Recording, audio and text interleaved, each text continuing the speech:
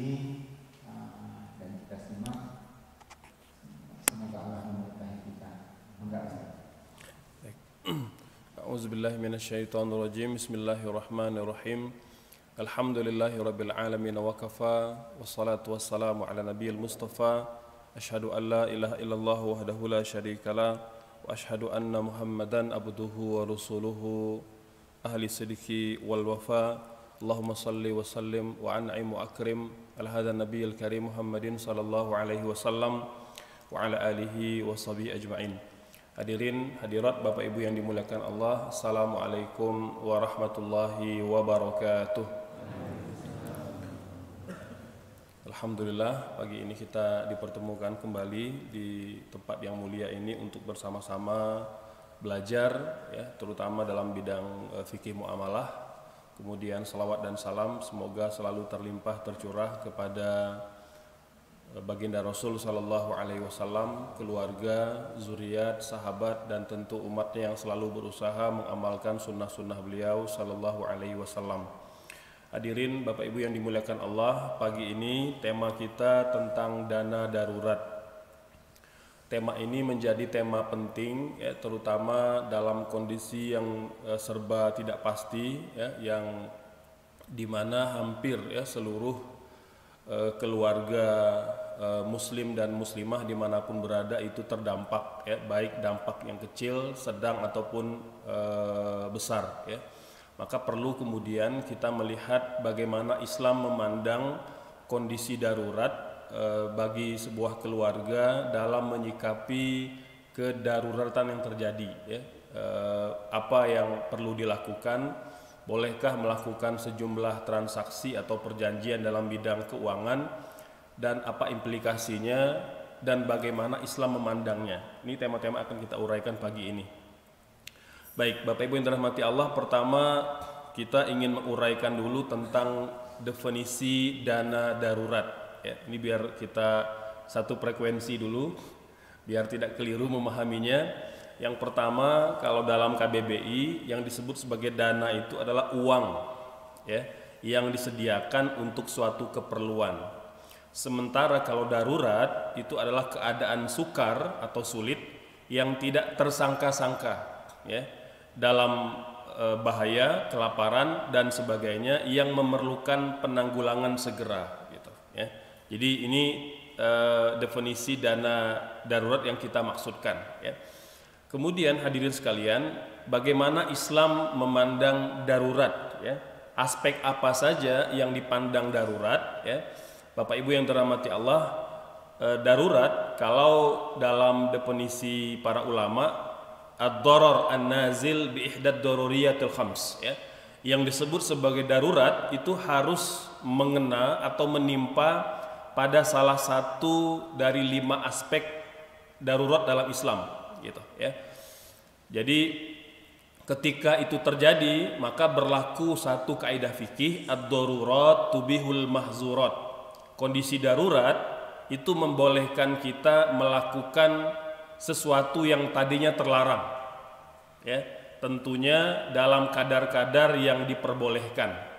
Jadi kalau menimpa kita di antara satu dari 5 prinsip daruriyah dalam Islam, itu kita boleh kemudian melanggar sesuatu yang terlarang dalam Islam. Namun nanti prinsip itu dipersempit oleh sebuah kaidah fikih yang lain yang disebut sebagai annal amra idza daqa ittasa'a wa idza tasa'a daqa.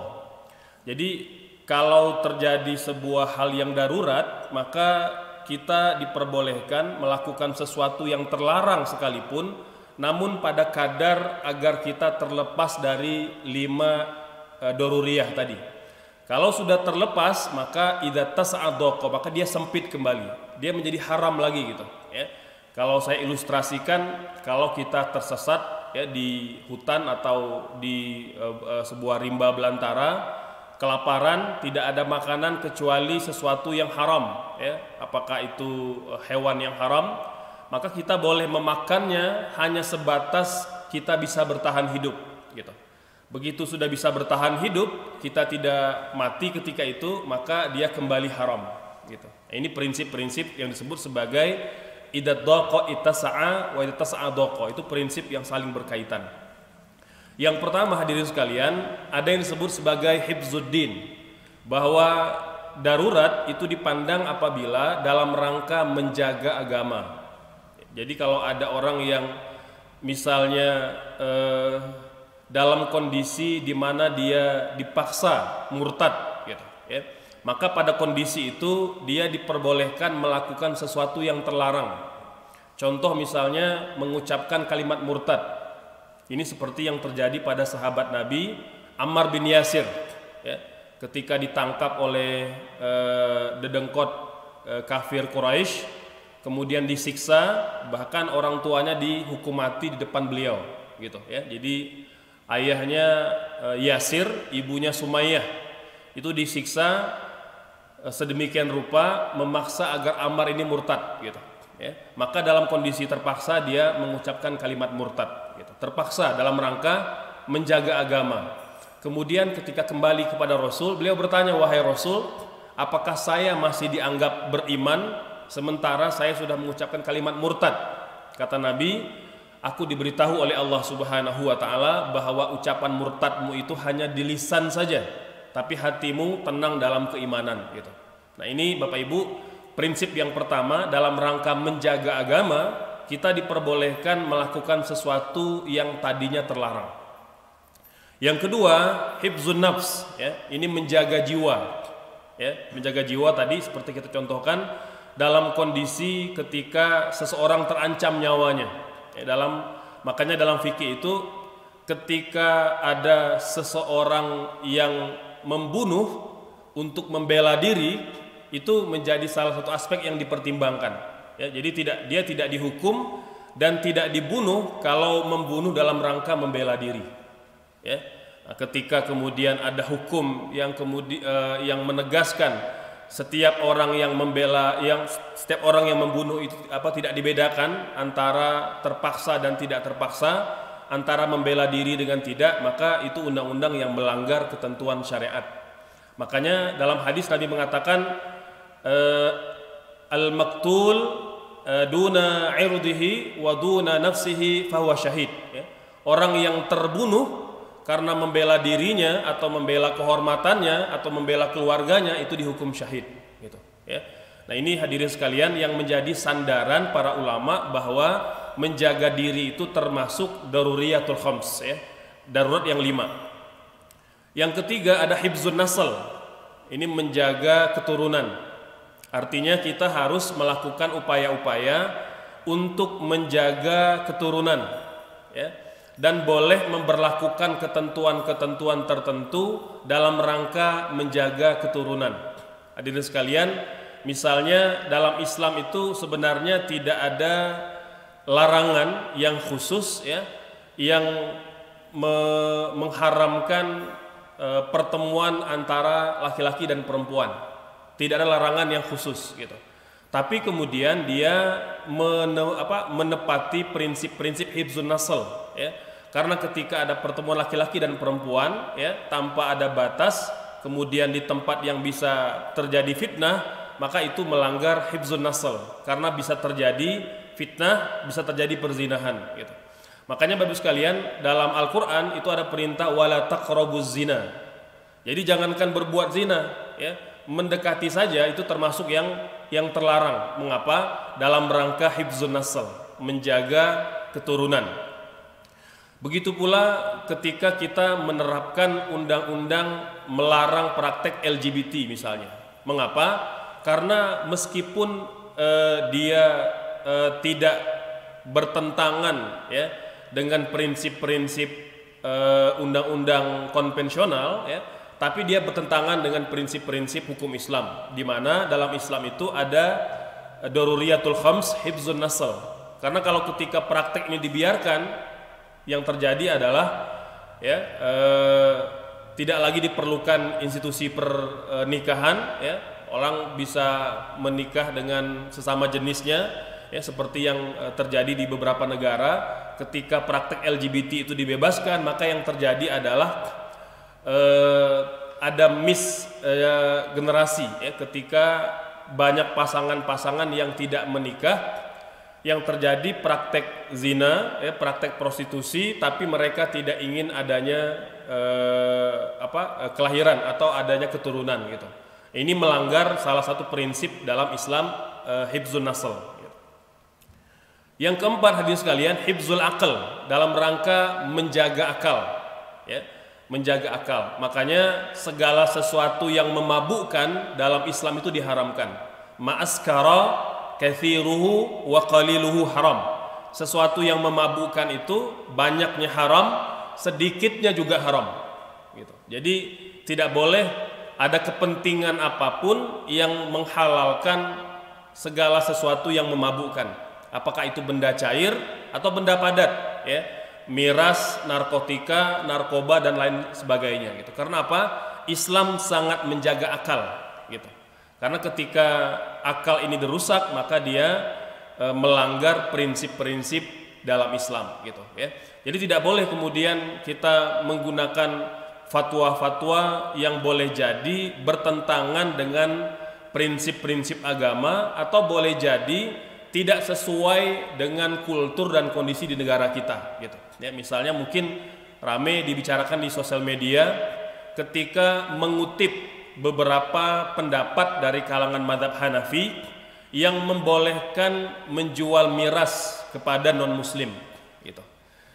Ini kita katakan mengadopsi hukum atau fatwa yang tidak tepat. Mengapa?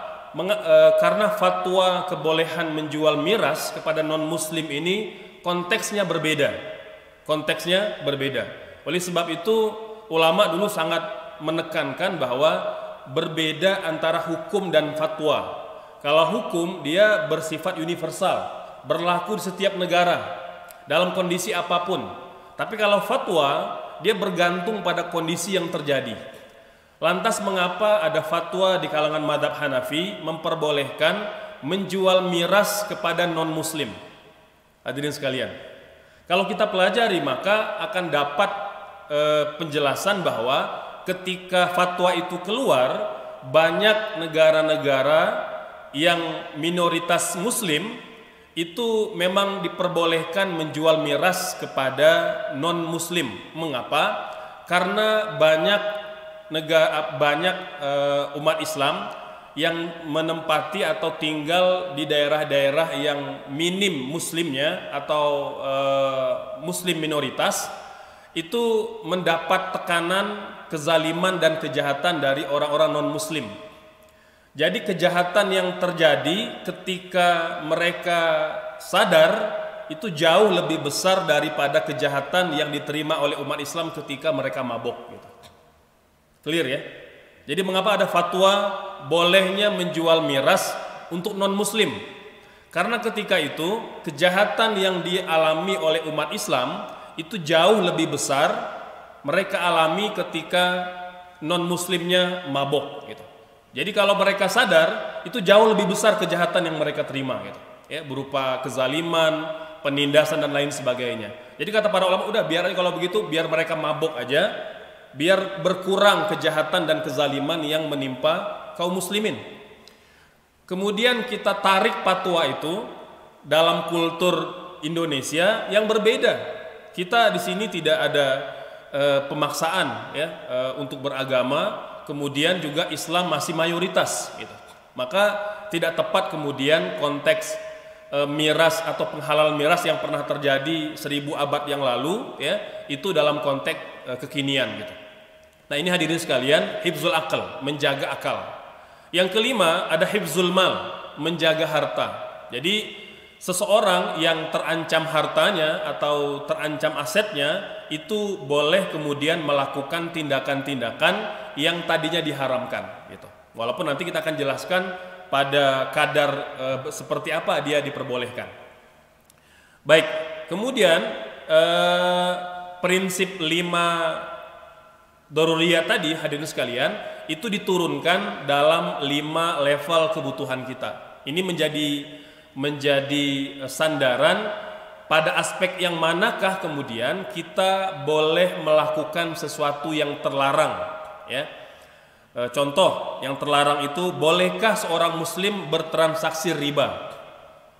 Ya, maka tadi dikatakan kalau dalam rangka menyelamatkan 5 hal tadi mereka diperbolehkan. Tapi kebutuhan yang mana? Nah, kita akan jelaskan. Yang pertama ada kebutuhan primer level 1. Ini disebut sebagai dorurah. Ulama sepakat kalau pada kondisi ini kita diperbolehkan. Kita diperbolehkan bertransaksi riba, ya, apabila memang kita membutuhkan dalam rangka menjaga yang 5 tadi dan kebutuhannya masuk pada level yang pertama. Ya. Jadi dalam rangka menjaga jiwa, menjaga agama, menjaga kehormatan, ya, kemudian menjaga keturunan, ya, dan menjaga akal, ya, ada 5 gitu, ya. Ini disebut sebagai dorurah, kebutuhan primer level 1. Ada yang kedua, kebutuhan primer level 2, disebut sebagai hajah, ya, sudah diserap menjadi bahasa Indonesia menjadi hajat, ya, hajat atau keperluan. Nah, ini kata para ulama, primer level 2 ini dilihat pada kondisinya. Kalau seandainya dia menunjang kebutuhan primer level 1, maka dia masih diperbolehkan, tapi pada kadar yang sangat kecil. Pada kadar yang sangat kecil gitu. Kalau tadi darurah itu sampai pada kadar dia terlepas dari kesulitan itu. Tapi kalau hajah primer level 2, ya, kalau yang dia menunjang kebutuhan primer level 1, maka pada kadar yang sangat kecil gitu, ya. Nah, ini memang butuh kejelian agar kita tidak terjebak pada transaksi yang diharamkan. Ada yang kedua, kebutuhan sekunder level 1. Nah, ini dia tidak lagi kebutuhan primer, ya, dia hanya kebutuhan sampingan saja. Ada yang di level 1, ada yang di level 2, ya. Yang di level 1 ini boleh jadi dia berbentuk kendaraan kedua gitu, ya. Misalnya kita punya motor yang pertama dan punya motor yang kedua gitu, ya. Kedua-duanya kita butuhkan. Motor yang pertama sangat kita butuhkan, motor yang kedua itu membantu meringankan aktivitas dan pekerjaan kita gitu.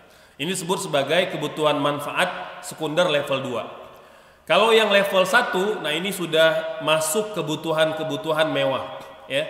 Jadi dia juga hampir sama dengan fudul, ya, kebutuhan tersier. Jadi kita sudah tidak bergantung lagi kehidupan kita pada 2 level kebutuhan ini, ya. Misalnya ya kendaraan pada jumlah tertentu di mana kalau tidak ada kita masih bisa beraktivitas, kita masih bisa bekerja dan tidak ada kendala. Dia hanya tambahan-tambahan saja.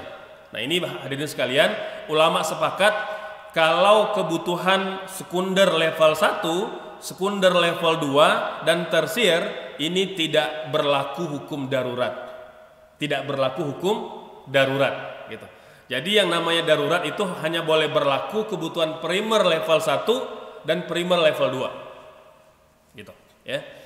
Nah, sekalian, apa dasar normatif dari kebutuhan yang darurat? Ini pertama, Al-Baqarah ayat 185, ulama menyimpulkan Allah berfirman, yuridullahu bikumul yusra wa la yuridu bikumul usra, ya, bahwa Allah itu menghendaki kemudahan, tidak menghendaki kesulitan.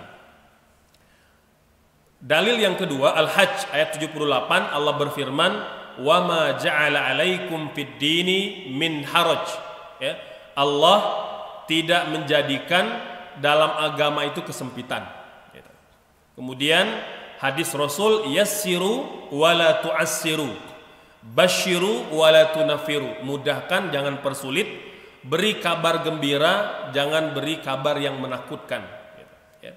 Kemudian prinsip kaidah fikih yang dikeluarkan oleh para ulama dari ayat dan hadis tadi itu beberapa prinsip fikih. Yang pertama, al-masyaqqatu tajlibut taisir, kesulitan itu mendatangkan kemudahan atau menarik kemudahan.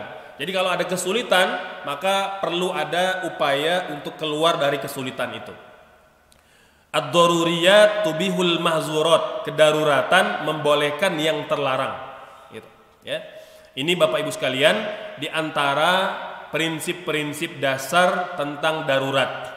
Nah, Allah menyebutkan dalam Al-Quran surah Al-Baqarah ayat 173 bahwa kita diperbolehkan melakukan atau mengkonsumsi atau mengambil sesuatu yang haram itu pamanit turra ghairu baghin, kalau dalam kondisi terpaksa dan tidak berlebih-lebihan, gitu.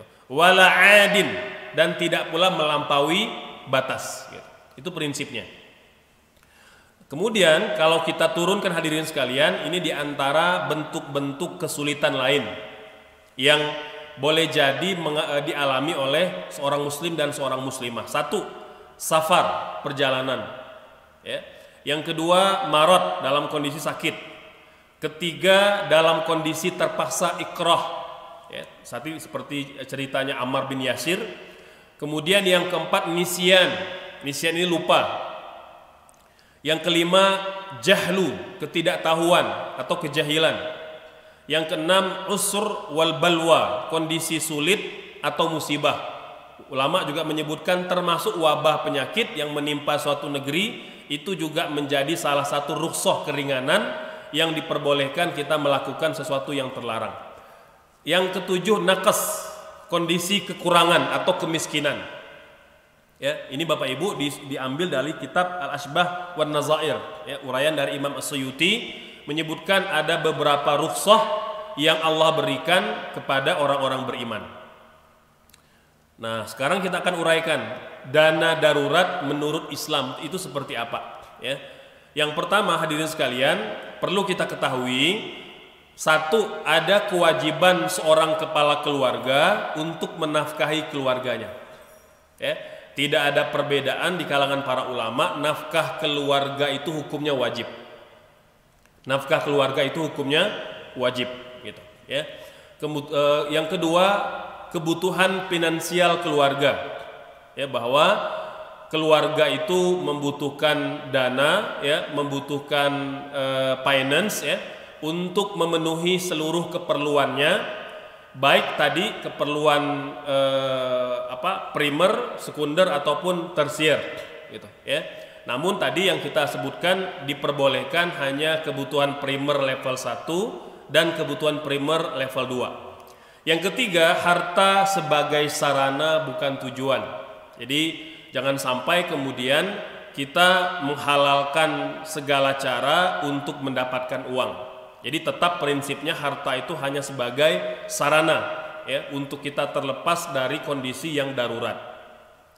Yang keempat, hadirin sekalian, dalam Islam juga harta itu harus dikelola dengan baik, ya. Yang pertama, ada yang disebut sebagai nafkah, kewajiban, ya, kepada istri, kepada anak-anak atau orang-orang yang kita tanggung. Oleh sebab itu, orang-orang yang kita tanggung ini tidak boleh terima zakat dari kita, nggak boleh. Misalnya istri nggak boleh, haram hukumnya terima zakat dari suami. Begitu pula orang tua, haram. Anak juga haram terima zakat dari suami. Karena apa? Karena mereka wajib dinafkahi. Wajib dinafkahi, gitu, ya. Begitu pula misalnya istri, anak, orang tua tidak boleh terima wasiat berupa harta. Mengapa? Karena mereka ashabul furud, mereka yang pasti dapat bagian warisan. Nggak boleh terima wasiat. Tidak boleh terima wasiat. Ustadz, kalau wasiat pesan boleh, ya. Kalau saya meninggal, tolong nanti dikubur di sini, gitu. Atau nanti tolong kalau saya meninggal, saya ingin di tempat ini, gitu, ya. Atau misalnya wasiat-wasiat lain ada berupa hutang atau ada berupa janji atau nazar, itu wajib dipenuhi kalau berupa janji. Tapi kalau pemberian uang itu tidak boleh diwasiatkan kepada ashabul furud, orang yang sudah jelas-jelas terima warisan. Siapa? Istri atau suami, kemudian orang tua dan anak. Ini tiga orang ini atau tiga kategori ini dalam kondisi apapun dia pasti terima warisan, kecuali ada hal-hal yang memang menghalanginya. Pertama, kalau murtad, Murtad ulama sepakat ya, kalau dia murtad dia tidak terima warisan, haram terima warisan. Yang kedua, kalau dia membunuh yang mewariskan, anak bunuh ayah atau ayah bunuh anak, maka dia terhalang dari warisan gitu. Atau yang ketiga, kemudian ketika dia berupaya mengambil alih harta secara paksa. Ini termasuk kata para ulama kegiatan kezaliman yang bisa menggugurkan warisan gitu ya. Apakah misalnya dengan merampok atau menganiaya dan lain sebagainya, maka itu termasuk hal yang bisa menggugurkan warisan gitu ya. Hadirin sekalian, hal-hal seperti ini itu yang perlu kita ketahui. Jadi jangan sampai tercampur antara kewajiban nafkah dan kewajiban zakat. Orang tua, pasangan, anak itu wajib dinafkahi. Yang kedua ada sorof. Sorof ini kegiatan sehari-hari kita di rumah ya, belanja keperluan di luar nafkah. Kemudian sedekah ya, nanti ada sedekah yang wajib, ada sedekah yang sunnah ya. Kalau sedekah yang wajib itu berupa zakat ya, kemudian berupa nazar dan lain-lain. Kalau yang sunnah ya berupa wakaf, infak dan lain-lain gitu.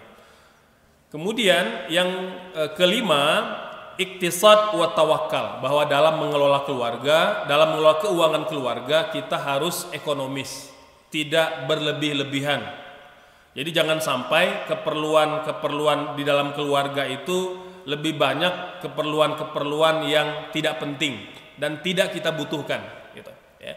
Nabi mengajarkan kita kalau membeli sesuatu atau mengadakan sesuatu haruslah bermanfaat. Jadi jangan sampai beli sesuatu atau menyimpan sesuatu yang tidak bermanfaat. Padahal kalau kita infakkan, kalau kita sedekahkan, kalau kita wakafkan, kemanfaatan lebih besar ya. Ini iktisad. Kemudian tawakal ya, juga harus menyerahkan diri kepada Allah Subhanahu wa taala. Jangan terlalu bimbang. Kita boleh merancang masa depan keluarga, tapi jangan dihantui kebimbangan ya. Boleh Ustadz, bolehkah kita mengambil asuransi? Boleh, selama pada kadar-kadar yang wajar gitu ya. Tapi jangan sampai misalnya kita dihantui ketakutan ya, takut sakit, takut miskin, takut hari tua, takut pensiun dan lain sebagainya, sehingga semua jenis asuransi diambil gitu. Nah, ini juga tidak sesuai dengan prinsip-prinsip syariah. Oleh sebab itu kata para ulama, ada 7 medium dana darurat yang dibolehkan agama dengan syarat patuh syariah. Yang pertama menabung. Menabung ini bisa berupa uang, bisa berupa emas murni, bisa berupa perhiasan dan lain-lain. Segala bentuk tabungan kata para ulama ini memenuhi prinsip daruriyatul khams. Itu diperbolehkan. Ya, diperbolehkan menabung. Ya. Yang kedua, usaha pada aspek-aspek yang halal dan thayyib. Berusaha pada aspek-aspek yang halal dan thayyib. Silakan Bapak Ibu sekalian kalau ingin membuka usaha atau berwirausaha dipersilakan selama itu baik. Yang ketiga, investasi juga diperbolehkan ya. Investasi yang diperbolehkan investasi yang syar'i ya, tidak harus pakai label syariah, yang penting prinsipnya syar'i. Apa investasi prinsip syar'i? Kita sudah pernah jelaskan. Yang pertama, bahwa usaha itu menjual produk atau jasa yang halal dan thayyib. Ya, tidak boleh menjual barang atau jasa yang diharamkan. Yang kedua, bahwa ketika terjadi perjanjian investasi tidak boleh ada janji nominal tertentu pada kadar keuntungan, nggak boleh. Misalnya menjanjikan pasti untung setiap bulan 5 juta, 10 juta, 20 juta itu nggak boleh. Tidak boleh menyebut nominal. Tapi kalau menyebut persentase diperbolehkan. Menyebutkan asumsi boleh, perkiraan boleh, tapi tidak boleh diklausulkan, tidak boleh dijanjikan gitu. Pak, untungnya insya Allah 10% dari total keuntungan. Ya, saya perkirakan 2,5 juta setiap bulan. Boleh seperti itu. Tapi tidak boleh menjanjikan, Bapak setiap bulan pasti dapat 2,5 juta gitu ya. Kemudian yang ketiga, siap untung dan siap rugi. Itu prinsip investasi. Tidak boleh memberi syarat saya harus untung, nggak mau rugi, itu nggak boleh. Ya, itu diantara syarat yang batil. Yang keempat, medium berikutnya adalah melakukan pinjaman. Boleh kita melakukan pinjaman hutang piutang, termasuk kepada lembaga keuangan. Ya, jadi yang paling utama kita lakukan pinjaman dengan individu, itu yang paling utama. Yang kedua, kalau tidak bertemu maka upayakan lembaga keuangan syariah, mau koperasi, yang swasta atau punya pemerintah. Upayakan dengan akad syar'i, ya, apakah dengan prinsip mudharabah, ya, atau akad qarad, itu silakan. Kalau di perbankan syariah itu masih diberikan kelonggaran. Kemudian boleh juga melakukan pinjaman ke bank konvensional dalam rangka memberikan kemudahan kalau langkah-langkah di awal sudah dilakukan. Sudah berupaya nyari pinjaman ke individu tidak dapat, ya. Kemudian sudah berupaya ke lembaga keuangan syariah juga tidak dapat, maka yang terakhir boleh ke bank konvensional, tapi tadi dibatasi pada 2 level kebutuhan. Darurat level 1 dan level 2. Selanjutnya arisan, ini juga diperbolehkan arisan, hadirin sekalian. Ya, arisan itu diperbolehkan, ya, baik dengan langsung ditunjuk gilirannya ataupun diundi, diperbolehkan. Karena prinsipnya bukan judi, hadirin sekalian. Karena kalau judi itu ada yang untung, ada yang rugi. Kalau arisan kita bisa pastikan kultur yang diamalkan di Indonesia itu sama-sama untung, sama-sama untung. Bedanya kalau arisan pada bentuk yang pertama misalnya giliran langsung ditunjuk di awal, ya, 12 orang main dalam setahun, arisan sudah tentukan siapa yang dapat di bulan Januari, Februari sampai Desember. Atau jenis yang kedua misalnya diundi, setiap kali bertemu diundi nih siapa yang bakal dapat giliran. Itu diperbolehkan kata para ulama. Mengapa itu diperbolehkan? Karena dia berbeda dengan maisir atau judi. Kalau judi dia mempertaruhkan harta, kemudian orang lain dapat untung dan dia rugi. Jadi ada hal yang tidak pasti. Sementara kalau arisan dia hanya hanya pada cepat atau lambatnya dapat giliran, gitu. Ya. Kalau dalam istilah fikih arisan ini namanya ta'awun al-mali, ya. Jadi gotong royong dalam hal keuangan itu diperbolehkan. Ya. Namun ada beberapa prinsip yang perlu dipatuhi. Yang pertama, tidak boleh ada syarat yang membebani orang yang terima arisan. Ya, mengapa? Karena arisan, hadirin sekalian, prinsipnya hutang piutang. Maka berlaku akad hutang piutang dan larangan-larangannya. Di antara larangan dalam hutang piutang itu mensyaratkan syarat tertentu kepada peminjam. Yang dapat arisan harus, ya, jadi tuan rumah, makan-makan di rumahnya dengan menu ini misalnya gitu. Udah ditentuin, ini nggak boleh, hadirin sekalian. Ya, kalau mau makan itu diperbolehkan, tapi upayakan satu tidak dipersyaratkan, yang kedua sukarela, yang ketiga kalau bisa keuangannya terpisah.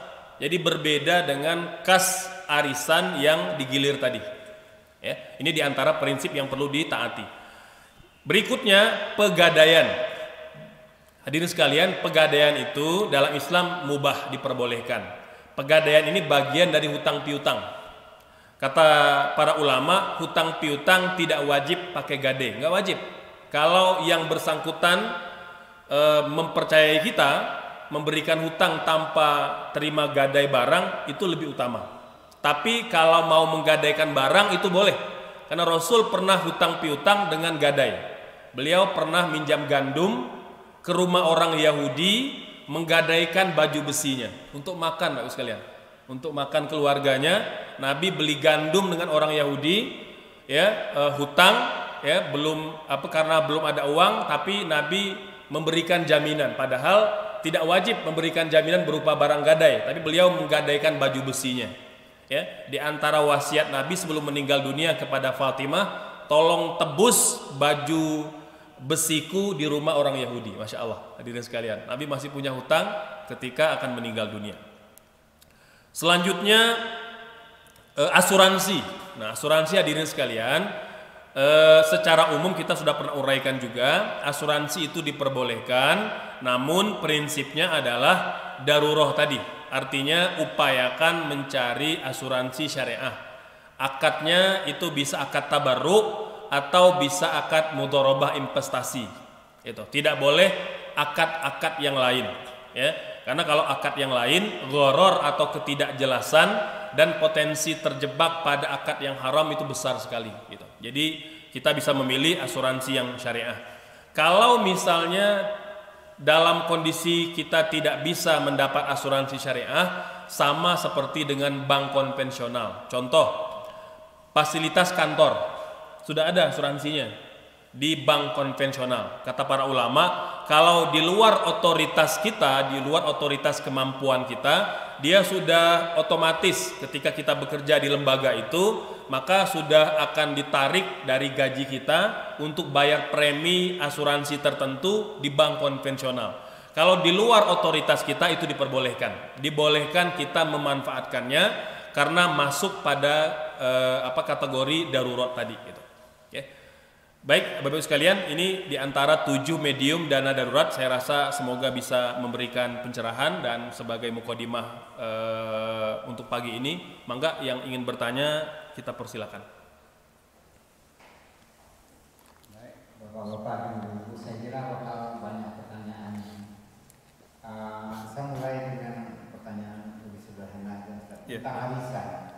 Arisan itu ada yang berpendapat, ada yang diuntungkan, ada yang dirugikan. Yang mendapat awal itu dapat keberuntungan karena net present value-nya waktu itu tinggi.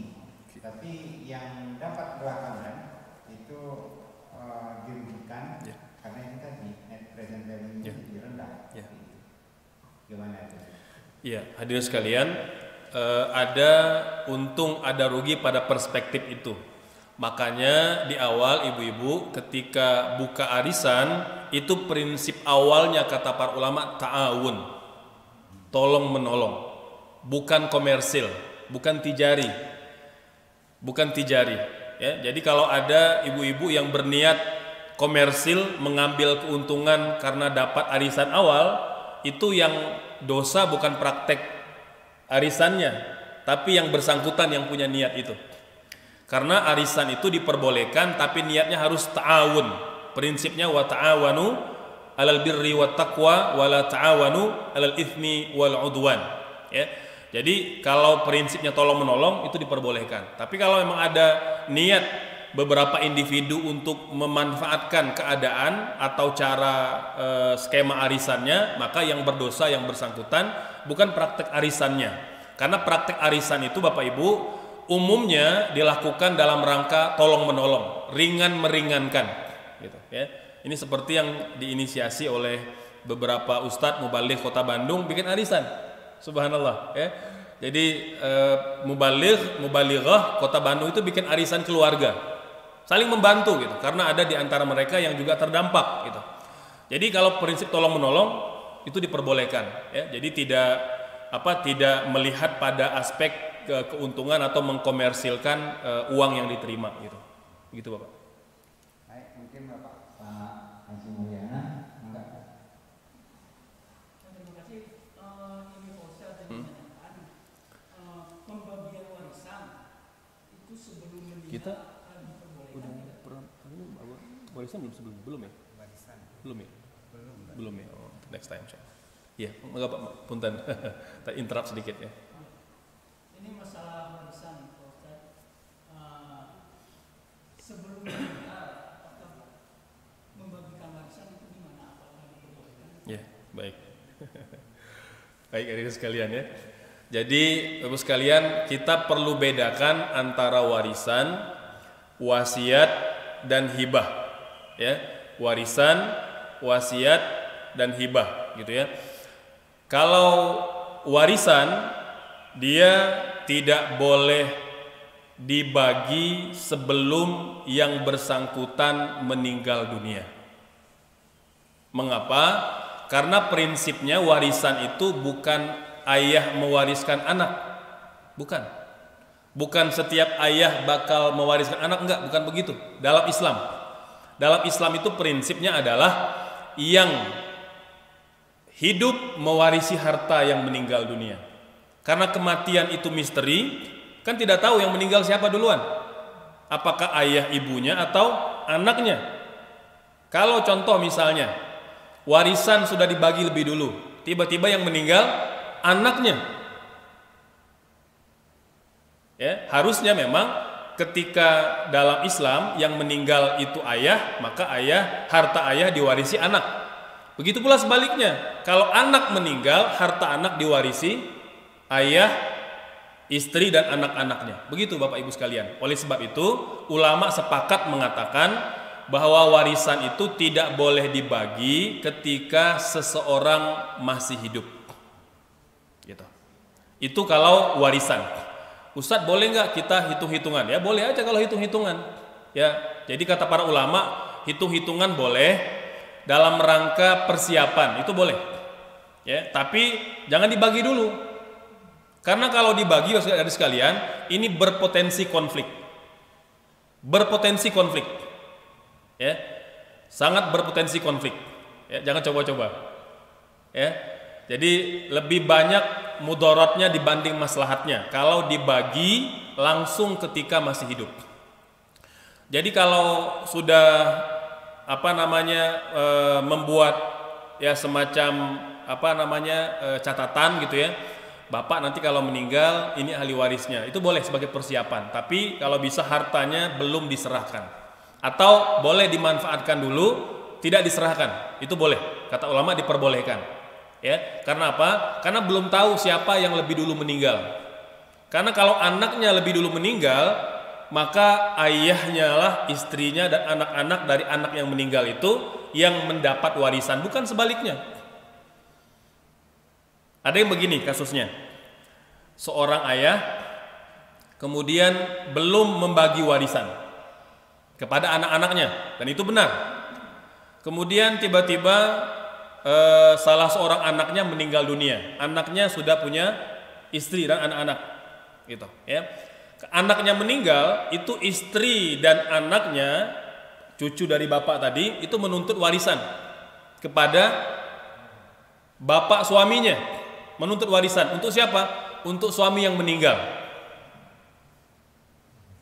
Maka ketika dibawa ke pengadilan, kasusnya kalah. Karena apa? Karena memang tidak berhak secara Islam, gitu.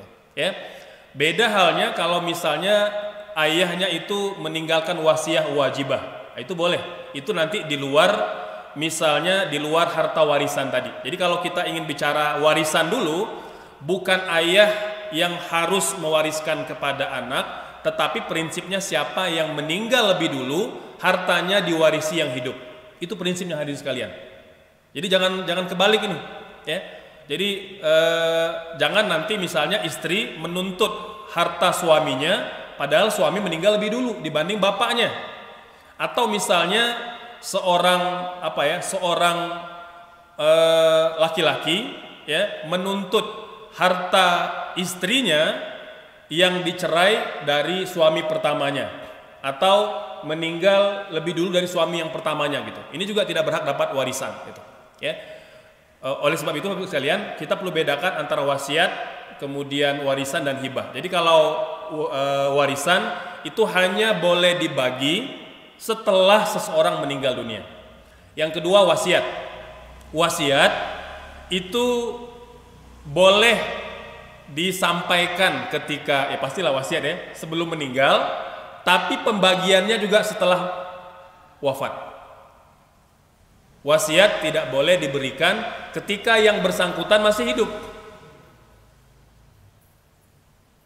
Jadi pesannya ketika kita masih hidup, pendistribusian objek wasiatnya setelah kita meninggal. Itu wasiat. Yang ketiga hibah. Ya, hibah atau hadiah ini boleh disampaikan ketika hidup dan boleh didistribusikan ketika hidup. Itu boleh hibah. Maka Bapak sekalian, kalau kita ingin membagi beberapa aset kita ketika hidup, ingin memberi langsung, akadnya bukan bukan wasiat. Akadnya juga bukan warisan tapi hibah. Hibah gitu. Boleh. Ya, misalnya Bapak yakin ingin menghibahkan itu aset tertentu atau rumah tertentu, maka boleh itu diberikan ketika kita masih hidup. Dan hibah itu boleh kepada siapa saja. Kalau warisan ya pasti kepada yang wajib terima warisan. Kalau wasiat tidak boleh kepada ahli waris. Yang hibah boleh kepada siapa saja. Boleh kepada siapa saja. Kadarnya kata para ulama, wasiat itu maksimal 1/3. Kalau hibah ada 2 perbedaan di kalangan para ulama. Satu mengatakan sama dengan wasiat, maksimal 1/3. Pendapat kedua mengatakan yang namanya hibah nggak ada batasnya, nggak ada batasnya. Jadi yang ada batas cuma wasiat gitu. Ya, jadi hibah ini kias atau perbandingan para ulama mencoba mengkorelasikan antara hibah dan wasiat. Ya, Bapak Ibu mau pilih pendapat yang pertama boleh maksimal 1/3, memilih pendapat yang kedua tidak ada batasnya juga boleh, nggak ada masalah. Yang penting tidak ada ahli waris yang dizalimi dengan hibah.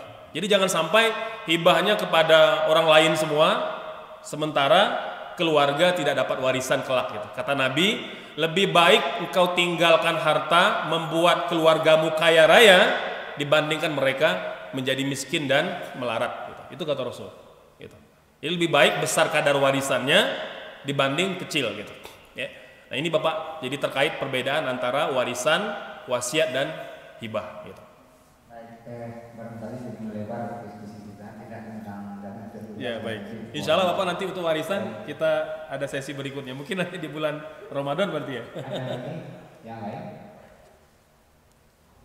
Mari Pak Denny, silakan.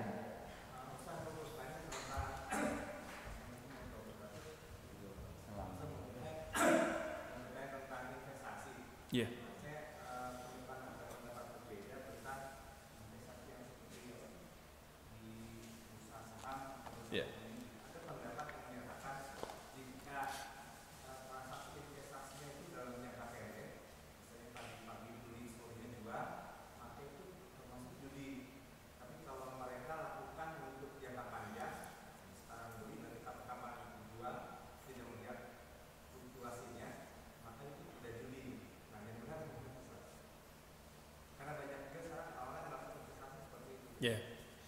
Ya baik.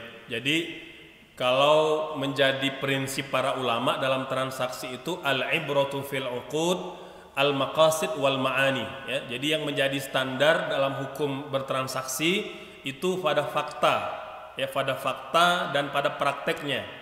Jadi kalau memang sebenarnya itu judi ya, jadi judi haram walaupun namanya investasi gitu.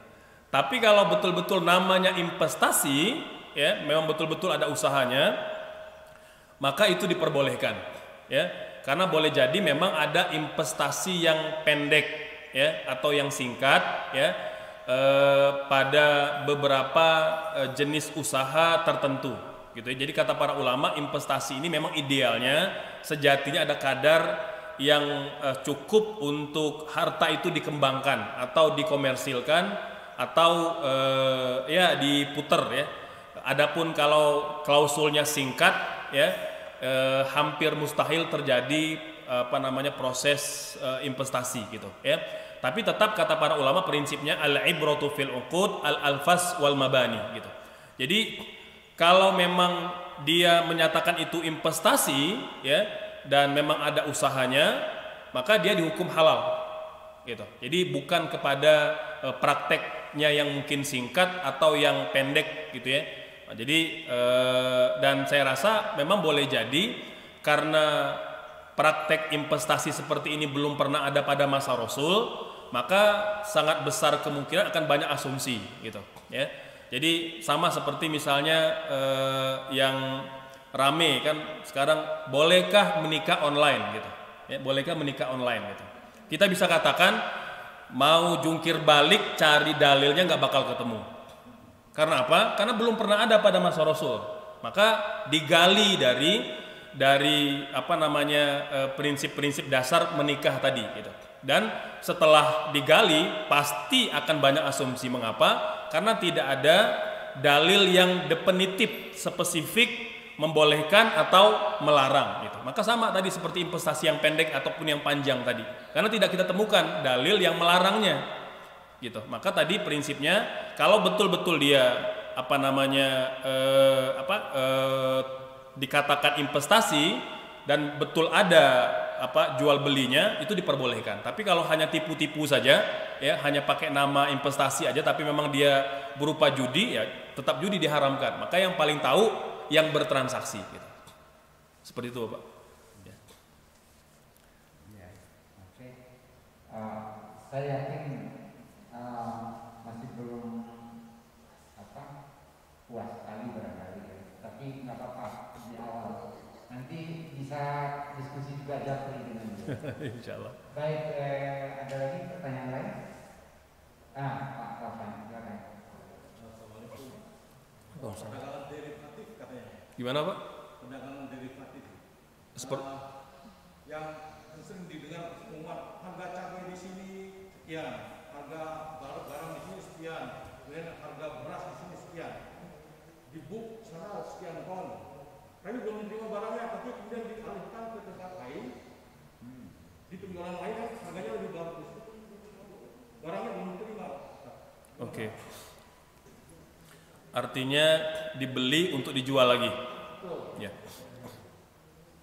Baik, hadirin sekalian. Jadi kata para ulama, akadnya memang mirip seperti akad ainah atau buyback gitu ya. Jadi menjual membeli untuk dijual lagi gitu ya. Kata para ulama dalam hal ini ada dua pendapat ya. Pendapat yang pertama tidak membolehkan. Jadi kalau kita membeli dengan niat menjual kembali dengan harga yang jauh lebih tinggi, terutama pada kebutuhan pokok, itu sebenarnya adalah bentuk al-ghaban. Jadi overprice. Itu salah satu bentuk overprice yang kita lakukan. Padahal kita bisa jual harga dengan harga yang sama pada kebutuhan pokok. Ini beda kalau misalnya pada barang-barang yang non pokok gitu ya, itu diperbolehkan. Jadi kalau cabai, beras, garam itu idealnya kita tidak overprice, harus dijual pada harga yang wajar gitu.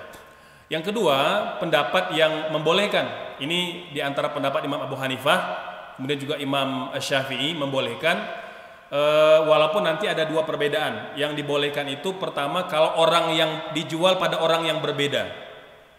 Ya. Jadi kita beli dari pihak pertama, kemudian dijual pada pihak yang berbeda, itu diperbolehkan. Itu diperbolehkan. Ada lagi pendapat yang kedua mengatakan dalam pendapat Imam Syafi'i ini, baik dijual kepada orang pertama atau dijual kepada orang ketiga atau orang lain juga diperbolehkan. Ya, namanya bai'inah. Bai'inah ini adalah kita beli dengan maksud menjual lagi, gitu. Imam Syafi'i membolehkan meskipun murid-murid beliau itu punya dua pendapat. Kata mereka Imam Syafi'i membolehkan kalau orangnya berbeda. Saya beli dari Pak Ayub gitu ya, saya jual kepada orang lain, itu boleh. Tapi ada lagi yang pendapat kedua dari murid Imam Syafi'i mengatakan baik saya beli dan saya jual lagi kepada Pak Ayub atau kepada orang lain itu diperbolehkan. Yang penting prinsipnya jual beli. Mengapa ada yang melarang? Karena katanya mirip seperti jual beli tipu-tipu aja untuk rekayasa yang sebenarnya ada pinjaman berbunga. Jadi menutupi pinjaman berbunga gitu ya. Saya pernah jelaskan sebelum ini ya, contohnya kan misalnya ketika ada dua orang ya yang mau bertransaksi pinjam meminjam. Orang pertama punya uang, orang kedua butuh modal, gitu ya. Orang kedua ingin meminjamkan kepada pihak A ingin meminjamkan kepada pihak B, tapi mau untung, nggak mau rugi. Maka mereka berpura-pura menjual barang, gitu. Si A katanya saya jual barang kepada kamu, ya, tapi dicicil, ya, bisa 2 tahun, gitu ya. Kemudian setelah dijual dengan cicil 2 tahun pada nominal tertentu yang diperkirakan dia dapat untung gitu ya. Kemudian kata A, saya beli lagi barang tadi secara cash gitu. Jadi dia jual misalnya kepada B itu harganya 12 juta. Dibayar kredit selama 2 tahun. Kata A, saya beli lagi barangnya nih. Udah saya jual, beli lagi.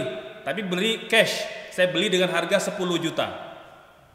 Untung nggak si A? Untung. Berapa untungnya? 2 juta. Nah, kata para ulama, yang diharamkan seperti ini. Jadi kalau dia jual dan beli lagi dengan maksud menutupi akad ribawi, akad pinjam meminjam berbunga, itu diharamkan. Tapi kalau memang hanya konsekuensi saja, memang tidak berniat, tidak berencana, tapi kebetulan dapat yang beli lagi dari orang pertama, itu diperbolehkan. Gitu. Jadi itu tentang akad buyback atau membeli dengan niat menjual kembali. Gitu. Wallahu alam. Juga gitu Pak Haji tahu kan, kalau nggak puas boleh japri. Baik, ada lagi? Kalau ada lagi bisa kita cukupkan sampai 6/4 gitu. Biasanya Pak Fauzi, atau mungkin karena kawannya nggak ada Pak Fauzi.